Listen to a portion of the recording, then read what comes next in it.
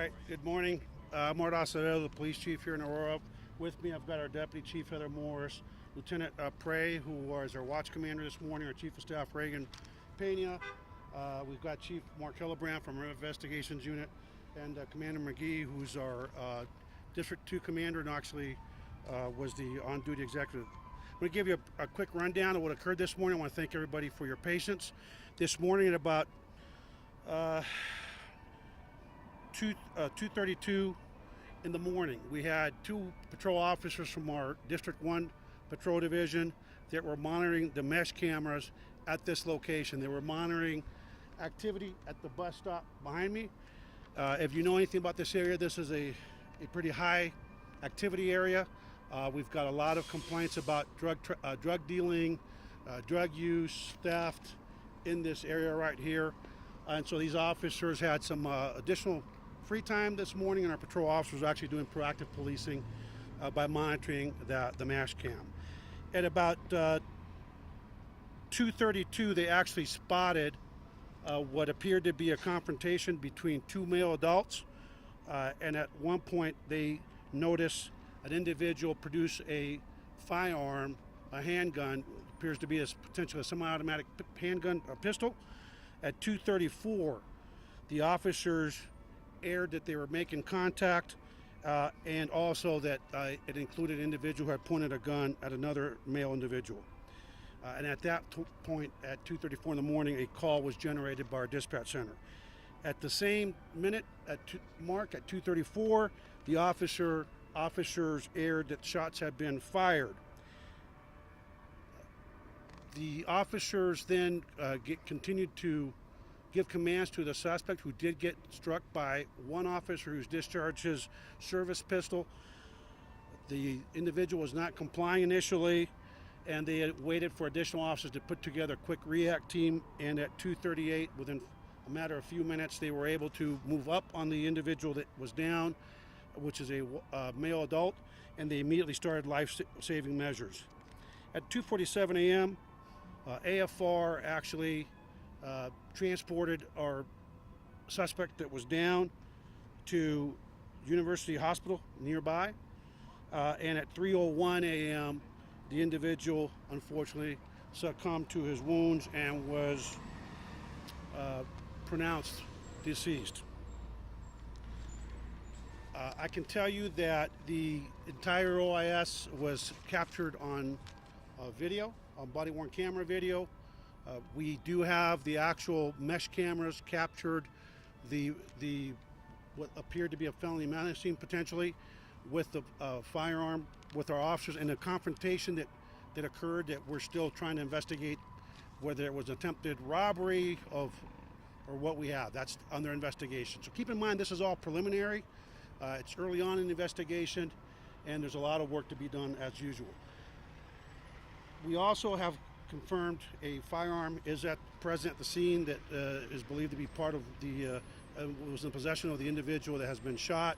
No officer has been injured, and unfortunately, some of the individuals here that might have witnessed this did not want to cooperate and refused to cooperate when our officers attempted to get information from them, and they've scattered into the wind, quite honestly. There's a lot of unhoused individuals in this area, and sometimes they cooperate, sometimes they don't. I will tell the community that our body-worn cameras they were on. We have sound, we have body-worn camera video, and we know we're going to have video from these businesses that we will be analyzing as well. As you can imagine, again, this is a preliminary information. Our officers, the shooting officers, only two officers on scene when the shooting occurred. They're the two that were actually monitoring the location on the mesh cameras.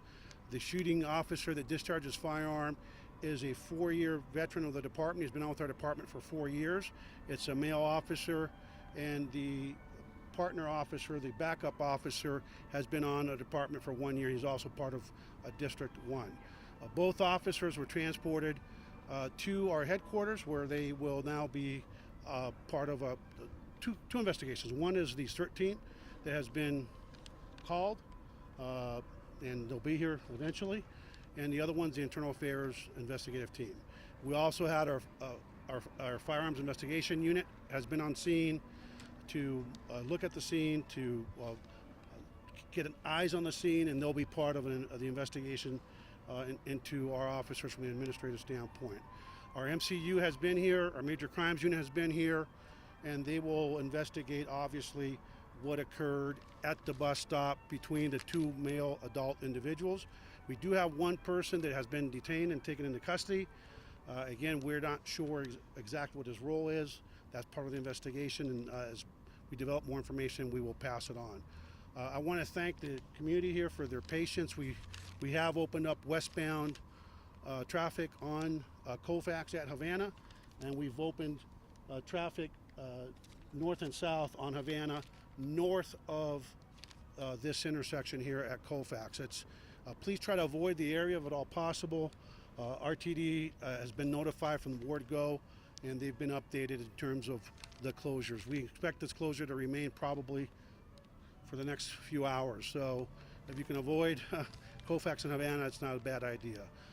So I want to thank our lieutenant, our watch commander, who was on scene very quickly, Lieutenant Prey, and did a great job of managing the scene, controlling the scene, actually getting everything organized, and just a fantastic job and fantastic leadership. So I want to thank Lieutenant Prey, and I want to thank our commander for calling us right away. We've been out here since a little bit after 3 a.m. And again, we'll start the investigations. There'll be an administrative investigation with Internal Affairs. There'll be an independent CERT team investigation into the officers' actions leading up to it. And as soon as we can, we'll provide an update. With that, again, it is early on in this investigation. So as we get more information, we'll put it out to the community. The suspect is a male adult, or the deceased individual is a male adult, and he appears to be Caucasian, either Caucasian or of Hispanic descent, but that's not been determined at this point, and because we have not been able to identify him. So with that, I'm going to open it up to any questions. But again, it's early on in the stages in this investigation, and we've got a lot of work to do. Anyone that has seen it, has any information, may have witnessed it, please contact the District Attorney's Office in the 18th District or our Major Crimes Unit at the Police Department. Can you give a quick recap of what happened when officers got here on scene? When the officers arrived, by the way, I have reviewed the body-worn camera video. That's something we've started here. We review it at the scene. And the officers, you can see them on video. You can see the individual running away. And the individual that was armed, that they knew to be armed because they had witnessed him produce the pistol on the mesh cam, started running away. The officer started yelling some commands to the individual to stop, to put his hands up, and at one point there's a discharge of the firearm. Keep in mind that it happened very quickly. If you put it out at 2:34, and they broadcast shots fired at 2:34, so it's a matter of seconds from the arrival to the suspect running, the officers give him command, and the one officer discharging his firearm. Was there any discharge from the suspect at all? That's part of the investigation. I can tell you that when he produced that handgun, that you can see clearly on the mesh camera, it's hard to tell at this point whether he discharged a round. We have not canvassed the entire scene here. We have secured the scene, and we're waiting for our CSI and obviously the CERT team to arrive and process the scene probably in daylight. So I don't believe he discharged it when he was confronted by officers, but it's still yet to be determined. Again, it's very preliminary, the information I'm providing. Did the officers just open fire that one time? That's it. Just one officer opened fire. And again, they started as soon as they can get the REACT team together. They moved up on the individual because he was initially not compliant. And then they started CPR immediately once it appeared to them that he had lost consciousness. AFR arrived within a couple of minutes. They took over patient care, transported to the University Hospital, and sadly a few minutes later the suspect succumbed to his wounds. We have not identified the suspect at this point, or the deceased individual at this point, and we'll provide that information when we can. Any other questions? Can you walk us through what type of blood the officers were seeing on those cameras? Yeah, and I've watched that too. We've all watched that, and so they were monitoring. You know, we this is a pretty high activity location. We get a lot of complaints, a lot of crime going on here, and these businesses and people that come to these locations, to the stores behind us. We want to create a safe environment. So they had the time to do some proactive policing. They were watching, monitoring that bus stop right behind there, which right behind me, when you can see clearly confrontations between the individual that's deceased and another individual who has been taken into custody, is detained right now at police headquarters. At one point, it looks like another individual wanted to grab the backpack, and then this individual produced a handgun and menaced that individual. So again, we don't have any information right now as to what that confrontation was about, but the officers can clearly see. You can clearly see that then the deceased individual did come out with a handgun and pointed it at this individual we have detained at police headquarters. That was clear. At any point, did the suspect raise the handgun towards the officer? You know what? I can't. It's too hard to tell. We're going to have to slow down the video and analyze it closer.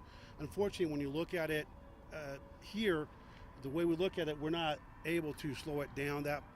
It just doesn't have the capability, so we'll have to look at it later. But we do know that he was armed, and we do know that at the time that we made contact, he still had the firearm with him, So that was yet to be determined. You know, it's dark. It was like a little after 3 a.m. So we have to determine that in part of the investigation. Just giving commands to stop, put your hands up. The officer said, "Stop, put your hands up. Let me see your hands. I'm going to shoot you." Trying to gain compliance from the individual that he knew was armed at the time that he went to confront the individual. So, I'm sorry. It doesn't. It happened so quickly. Again, we're going to have to look at the video a little closer. But no, he was running when the weapon was discharged by the officer. So just once again, just recap. Officers were looking at just camera.